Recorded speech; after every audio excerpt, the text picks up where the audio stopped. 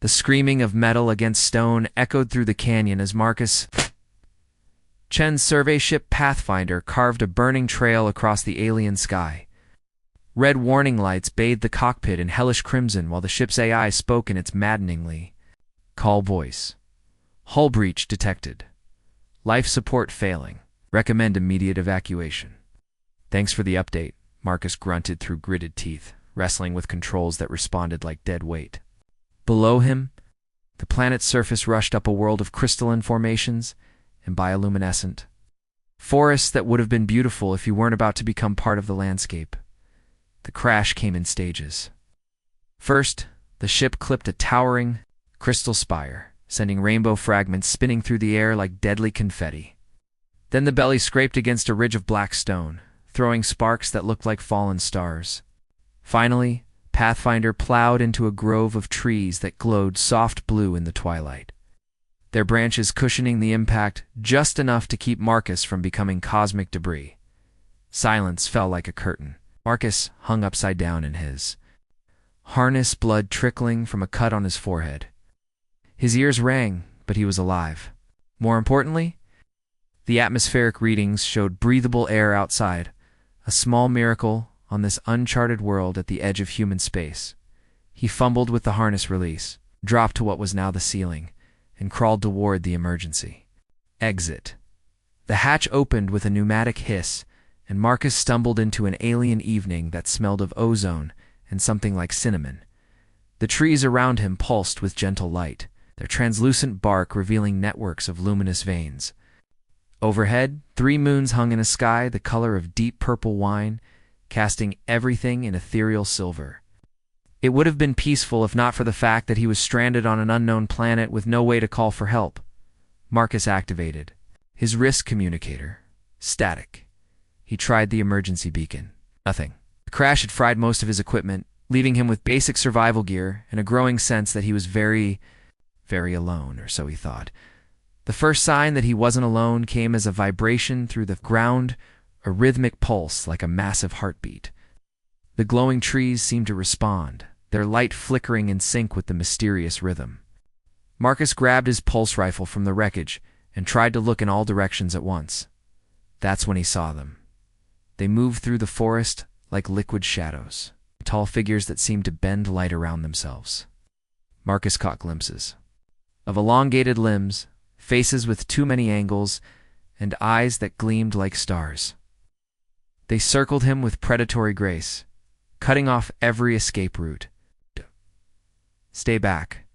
Marcus raised his weapon, knowing it was probably useless but needing to do something. I'm not here to hurt anyone. The figures stopped. One of them stepped forward, and Marcus got his first clear look at what he was dealing with. The being stood nearly 8 feet tall, with pale gray skin that seemed to shift between solid and translucent. Its face was angular and sharp, dominated by large eyes that held depths like black water. Most unsettling of all, it wore what looked almost like human clothing, a flowing robe that managed to be both elegant and somehow wrong. When it spoke, its voice was like wind through crystal caves. "You are the one," it said in perfect English. "The one she has been waiting for." Before Marcus could ask what that meant, the world went dark. Chapter 2. The Palace of Living Light. Marcus woke to the sound of water, not the steady drip of a cave, but something more musical, like liquid, crystal falling on glass. He opened his eyes to find himself lying on what felt like a bed made of solidified starlight. The room around him defied easy description, with walls that seemed to be grown rather than built, curving upward into impossible geometries that hurt to look at directly. Finally awake, I see. The voice came from everywhere and nowhere, speaking directly into his mind rather than his ears. Marcus sat up quickly, hand reaching for a weapon that wasn't there. His gear was gone, but he'd been dressed in robes similar to what his captors wore, soft fabric that seemed to adjust to his body temperature. "Where am I?" he asked the empty air. "You are in the Palace of Living Light in the heart of our greatest city." The voice carried amusement now. "And you are quite safe, I assure you. We have been waiting far too long to harm you now." A section of the wall simply melted away, revealing an opening that hadn't been there before.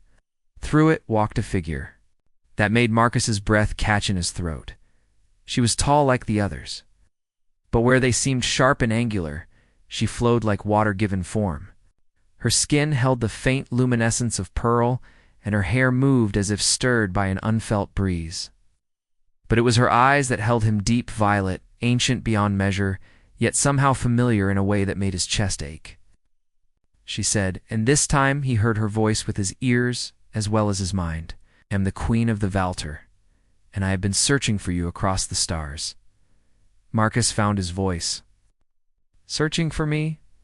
Lady, I think you've got the wrong guy. I'm just a survey pilot who got lost.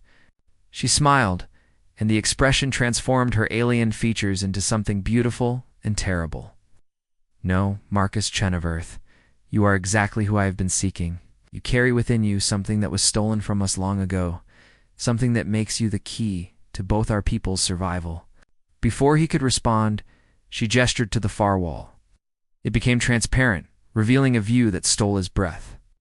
They were in a city that seemed to grow from the planet itself, with spires of living crystal reaching toward the alien sky. But it was dying. Marcus could see it in the dim light. The way some of the spires had gone dark, the patches of decay spreading like a cancer through the magnificent structures. Our world is ending, Zarathal said simply. Yours will be next, unless we can recover what was lost. What are you talking about? Marcus stepped closer to the window. What was lost? The heart of harmony, she replied. A fragment of our world's life force, taken by your people's ancestors when they first ventured into the stars. They didn't know what they had found, and we... We were too proud to ask for its return. Marcus turned to face her. That's impossible. Humans have only been in space for a few centuries. We've never been to this part of the galaxy before. Zarothel's expression grew sad. Time moves differently for our species, Marcus. What seems like centuries to you has been millennia for us and your ancestors. They were not the first humans to leave Earth. The implications hit him like a physical blow. You're saying there were others? Before our space program? It's the foreigners, we called them. They came to us in great ships, seeking knowledge and trade. We welcomed them, shared our secrets even. Loved some of them. Her eyes grew distant. But fear overtook them when they learned the true nature of our power. They fled in the night, taking with them the heart of harmony, the core of our world's consciousness. Marcus felt the room spinning around him. This is insane. Even if what you're saying is true, what does it have to do with me? Zarathal moved closer, close enough that he could feel the strange warmth radiating from her skin. Because you carry their blood, Marcus. The blood of those who loved and were loved in return. You are descended from the Forerunners and one of my own people. You are the bridge between our worlds, and the only one who can help us reclaim what was lost. She reached out and touched his forehead with one long finger. Suddenly Marcus's mind exploded with images, vast ships sailing between stars. Impossible cities of light and song, beings of both flesh and energy living in harmony. And through it all, the sense of something missing, something torn away, leaving a wound that had never healed. Do you understand now? Zarathal whispered. Do you feel the emptiness where the heart should be? Marcus staggered backward, his hand pressed to his chest where a strange ache had begun to bloom. I don't know what I feel. But that was a lie. He could feel it now, a hollowness that had always been there. A sense of incompleteness he'd carried his entire life without understanding why. And somehow, standing in this impossible palace with this impossible woman, that emptiness felt like it might finally have a name. The heart calls to its own, Zarathal said softly. In you, my dear human, are more hours than you know. Chapter 3. The truth in the stars. The next few days passed in a blur of revelations and impossibilities. Zarathal showed Marcus through her dying city, and he saw wonders beyond imagination, gardens where thought became flower, libraries where knowledge lived and breathed, workshops where reality itself was shaped like clay. But underneath the beauty lay decay, spreading like a slow poison through everything he saw. The heart was our connection to the universal life force, Zarathel explained as they walked through a square where fountains of liquid light had run dry. Without it, we are slowly fading from existence itself. Marcus watched children play. In the fountains, empty basin children, who flickered like candle flames, there one moment and translucent the next. How long do you have? Perhaps 50% of your years? Maybe less. She touched one of the dry fountain walls, and for a moment it sparkled with remembered light. Our reproductive cycles have nearly stopped. Soon there will be no new generation. To carry on. And you think I can help you find this heart? I know you can. She turned to face him, her violet eyes burning with desperate hope. The genetic markers are unmistakable. You are descended from Kelthan, one of our greatest warriors, and Sarah Chen, one of your forerunners. Their love story is legend among my people. Marcus had heard stories about his family name passed down through generations. Tales of ancestors who had vanished into the stars, never to return. He'd always assumed they were just family mythology. Even if that's true, he said, how am I supposed to find something that was lost thousands of years ago? Zarathal smiled. And in that expression, he saw something that made his pulse quicken. Because, my dear Marcus, it was never truly lost. Your people built their greatest city around it, not knowing what they possessed. The heart of harmony beats at the center of Earth's new Geneva, species capital. The revelation hit him. Like a thunderbolt, New Geneva, the gleaming jewel of human civilization, powered by what scientists called a zero-point energy source of unknown origin. A source that had been discovered buried deep beneath the city's foundation, predating human presence by millennia. The Nexus Core, Marcus breathed. That's what we call it. It's been powering our civilization for 300 years, slowly poisoning your people in the process, Zarathal said grimly. The heart was never meant to be confined, never. Meant to serve only one species. Its power is harmony between all living things. Trapped as it is, it creates imbalance in Gar, fear, the violence that plagues your world. Marcus thought about the news reports he'd seen before leaving Earth. Rising tensions between the colonies. Increasing aggression, a growing sense that humanity was losing its way as it spread across the galaxy. Could it really be connected to the Nexus Core? You want me to steal the power source from the human capital? He said slowly. That would cripple our entire civilization, or save it. Zarathal moved closer, close enough that he could see the flecks of starlight in her eyes. The heart belongs to both of us, Marcus. Should bind our peoples together, not divide them. With it returned to its proper place, both our worlds could heal, and if I refuse, her expression grew infinitely sad. Then we both die slowly, and alone, while the universe grows a little darker. Marcus turned away, staring out at the dying city. In the distance, he could see the spires going dark, one by one, their light fading like dying stars. But in his mind, he could also see Earth's home, his people, dependent on power that might be killing them by degrees. There's something you're not telling me, he said suddenly. This whole thing finding me, bringing me here, it's not just about the heart, is it? Zarathal was quiet for so long he thought she wouldn't answer. When she finally spoke, her voice was barely a whisper. She admitted, it's not. She gestured, and the air around them shimmered, revealing a hidden chamber that seemed to exist between the spaces of the real world. In its center stood a pool of liquid silver that reflected not their faces, but their souls.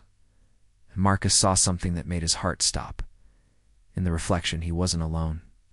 Standing beside him was another figure, tall, graceful, with skin that held the luminescence of pearl and eyes like deep violet stars. But this wasn't Zarathal. This was someone else, someone whose face held features that were both alien and achingly familiar. Her name was Larodal, Zarathal said softly. She was my sister, my closest friend, and the other half of my soul. She fell in love with one of your forerunners, and when your people fled, she went with them. Marcus stared at the reflection, understanding dawning like a cold sunrise. The genetic markers you mentioned, ... You're not just descended from one of us, Marcus. You're descended from her.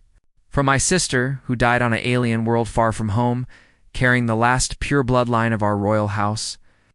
Tears that looked like liquid starlight ran down Zarathal's cheeks. When I felt the hearts call through you, when I saw your face, in our viewing pools, I thought, ... I hoped. You thought I was her. I thought you were the answer to every prayer I've whispered to the stars for 3,000 years. Her voice broke out. And perhaps in a way you are. Marcus reached out without thinking, touching her face gently. Her skin was warm and real and impossibly soft. I'm not her Zarathal. I'm just me. I know. She leaned into his touch, closing her eyes. But you carry her light within you, her courage, her compassion, and perhaps ...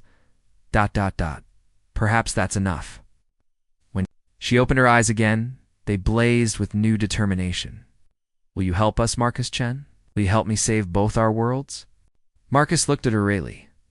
Tan saw not just an alien queen begging for salvation, but a woman who had loved and lost and never stopped hoping. He saw someone who had waited 3 millennia for a chance to heal old wounds and build new bridges. He saw someone worth fighting for. Yeah, he said quietly. I'll help you. But we do this my way, and we find a solution that saves everyone. No more secrets, no more hidden agendas. We're partners in this, or we're nothing. Zarathel smiled, and for the first time since he'd arrived, the expression held genuine joy rather than desperate hope. Partners, she agreed, and in that moment, as their hands touched over the pool of liquid starlight, Marcus felt something he'd never experienced before, a sense of completeness, as if he'd finally found the missing piece of himself he'd been searching for his entire life. But he also felt something else, something that chilled him to the bone. They were being watched. In the shadows at the edge of the chamber, a figure moved tall, angular, with eyes that burned like red stars. One of Zarathel's own people, but one whose expression held nothing but hatred for the human who'd come to their world. And Marcus realized that their real troubles were just beginning. Chapter 4. The betrayal of stars. The attack came at dawn, while the 3 moons hung pale in the brightening sky like forgotten coins. Marcus woke to the sound of crystal shattering and Zarothel's mind voice screaming his name. He rolled out of bed as the wall beside him exploded inward, revealing figures in dark armor moving with inhuman speed. These weren't the graceful beings he'd grown accustomed to. These moved like predators, their eyes burning red with fury. The human dies. One of them snarled in the crystalline language of the Valter. He has poisoned our queen's mind. Marcus grabbed the energy weapon Zarathal had given him and fired. The beam of coherent light cutting through the morning air. One of the attackers stumbled but kept coming. Whatever these things were, they were built to survive. Marcus. Zarathal burst through another wall, literally through it, her form shifting between solid and energy as she moved. We have to go now. What's happening? He ducked as another beam of energy sizzled over his head. Rebellion, she gasped, her face pale with strain. My brother has convinced half the court that you're here to steal what little life force we have left, that I've been bewitched by human charm. Marcus grabbed her hand and felt the shock of connection, her fear, her pain, but also her unwavering determination to protect him. Can we fight them? Not here? Not like this? She pulled him toward a section of wall that began to glow at her touch. There's a place, and protected. If we can reach the heart chamber, we might have a chance. The wall dissolved, revealing a tunnel that seemed to exist outside normal space. They plunged into it as the room behind them filled with angry shouts and the crack of energy weapons. The tunnel twisted and turned, defying gravity and geometry, until they emerged onto a platform high above the dying city. There, Zarathel pointed to a spire in the distance, one that still glowed with pure white light. The heart chamber. It's where we first communed with the universe, where the fragment of our world's soul once rested. Marcus looked at the distance and the army of figures rising from the city below. We'll never make it on foot. Zarathel smiled, and in that expression he saw the woman warrior her sister must have been, who said anything about walking. She spread her arms, and wings of pure energy unfurled from her shoulders, not physical wings, but constructs of light. And will that caught the morning air like sails catching wind?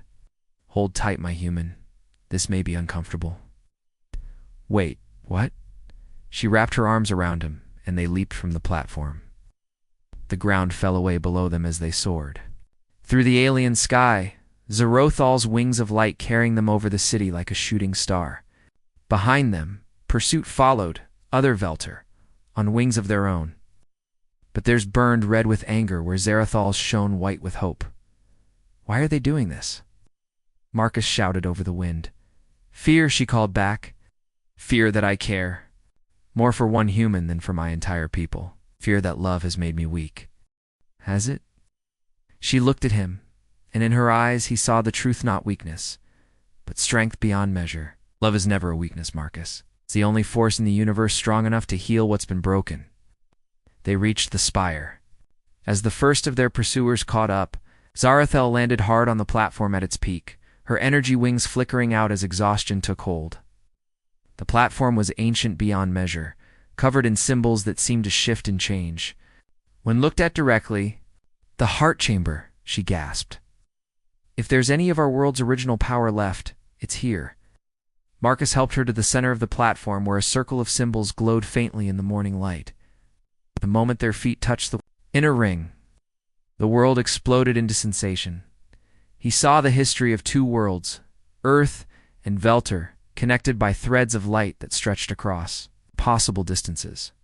He saw the Forerunners arriving in ships of crystal and steel, saw the friendship that bloomed between species, saw love transcending the barriers of form and flesh. But he also saw the fear that followed humanity's terror at discovering beings who could reshape reality with thought. The Velter's growing certainty that their guests would one day become conquerors. He saw the theft of the heart, taken not from malice, but from desperate misunderstanding, and the slow death that followed for both worlds. Now you understand, Zarathal whispered. The heart was never just a power source. It was a bridge between consciousness, between species, between the very foundations of reality. Without it, both our peoples have been slowly going insane. Marcus felt the truth of it in his bones. The violence on Earth, the growing isolation of the colonies, the sense that humanity was losing its way among the stars, it all stemmed from the same wound that was killing the Velter. Can we fix it? He asked. Together, she said simply, but it will require sacrifice. Before he could ask what she meant, their pursuers arrived. A dozen Velter warriors landed on the platform, led by a figure whose resemblance to Zarathal was unmistakable. Her brother Marcus realized the same angular features, but twisted by anger and desperation.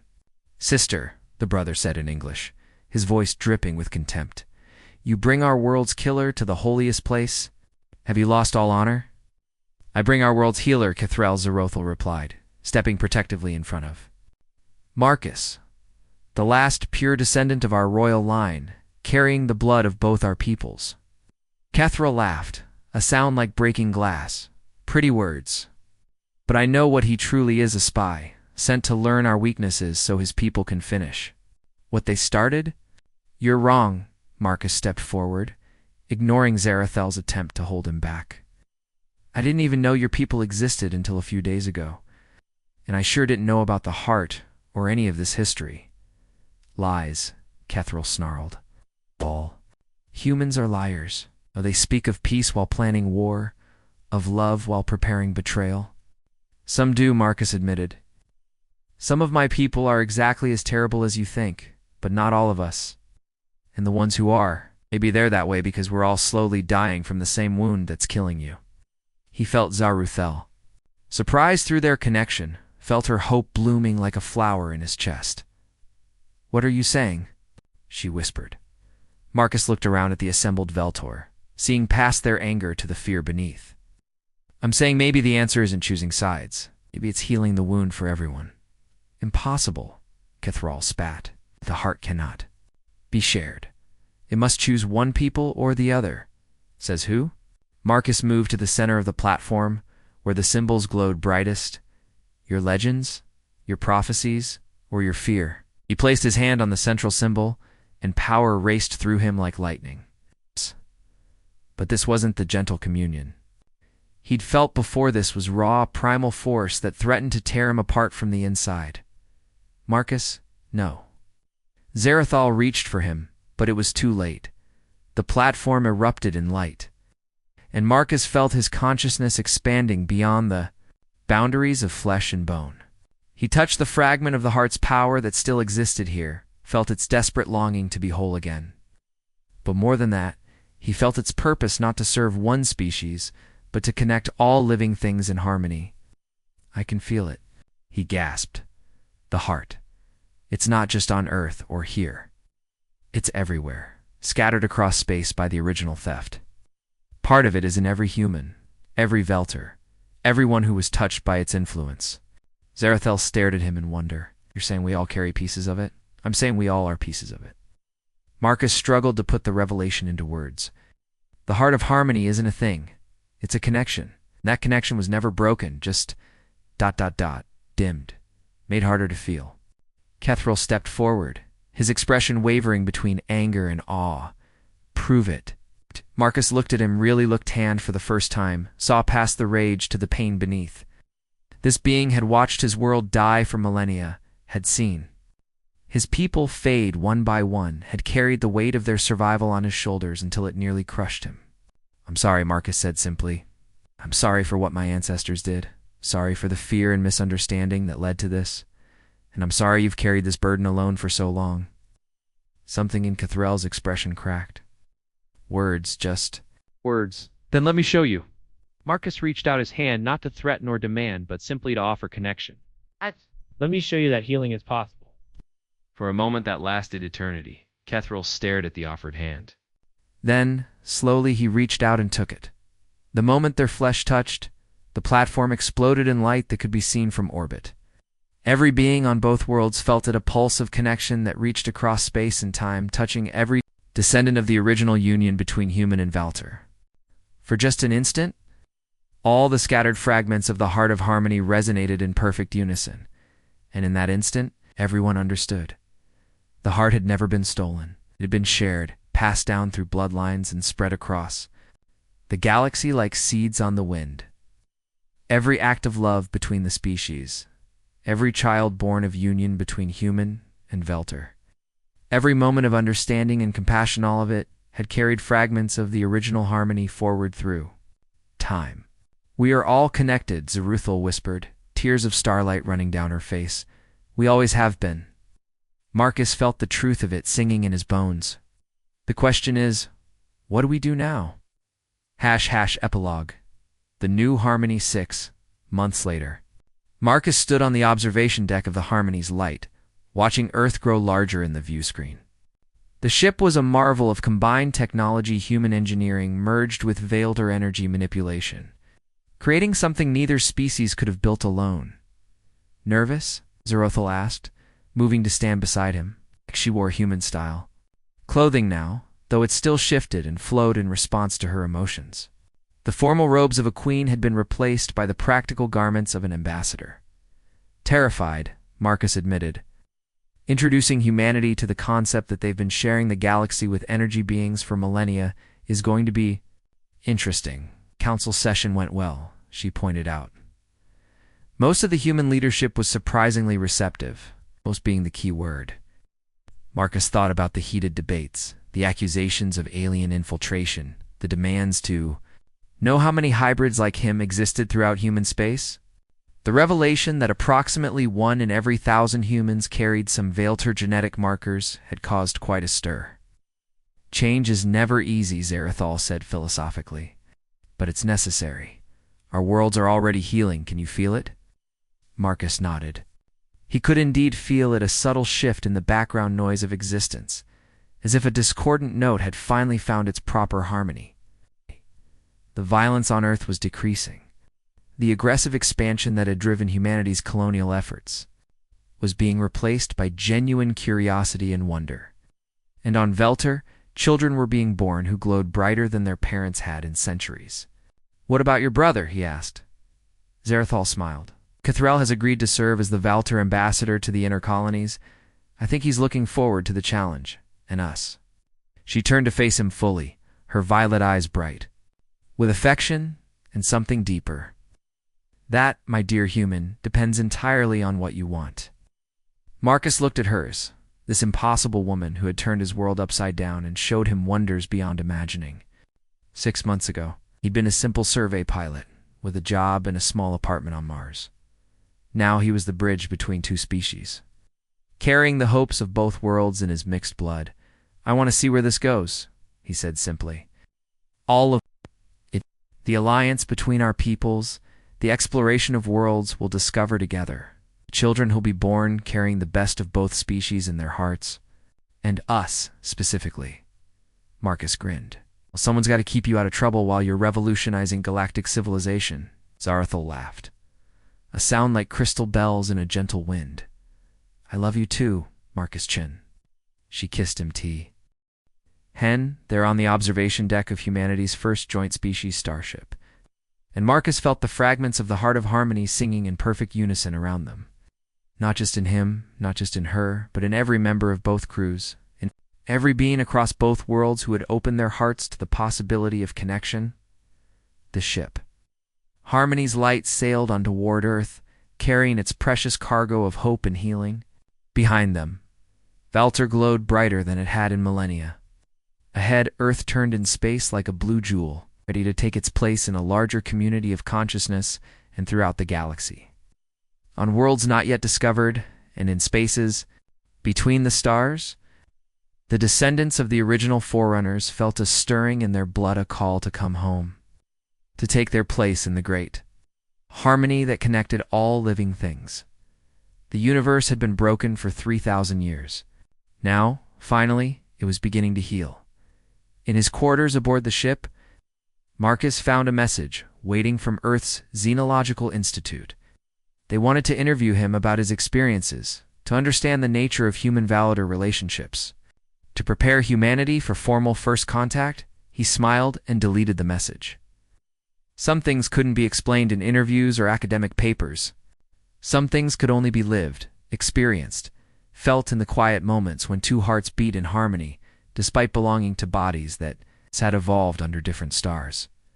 Zarathil found him there an hour later, staring out at the swirling chaos of hyperspace. She didn't speak, just took his hand and stood beside him, sharing his wonder at the beauty of the universe they were helping to heal. "Do you ever wonder," she asked eventually, "what would have happened if your ship hadn't crashed? On our world?" Marcus considered the question. Oh. "I think we would have found each other anyway. Maybe not you and me specifically, but our peoples. The heart calls to its own, remember?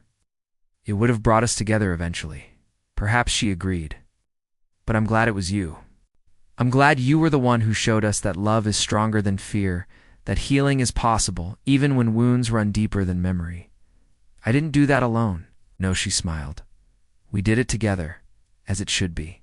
Outside the viewports, hyperspace swirled in patterns of impossible beauty. Somewhere ahead lay Earth, and humanity's introduction to a wider universe. Somewhere behind lay Volta, already beginning to bloom with new life. And everywhere around them, the heart of harmony pulsed with the rhythm of two species learning to become one people among the stars. Marcus squeezed Zarathil's hand, feeling the warmth of her skin and the deeper warmth of connection that transcended flesh and bone. They had a universe to heal, worlds to explore, and a love story to write that would span the spaces between stars. It was, he thought, exactly the kind of impossible thing worth spending a lifetime achieving.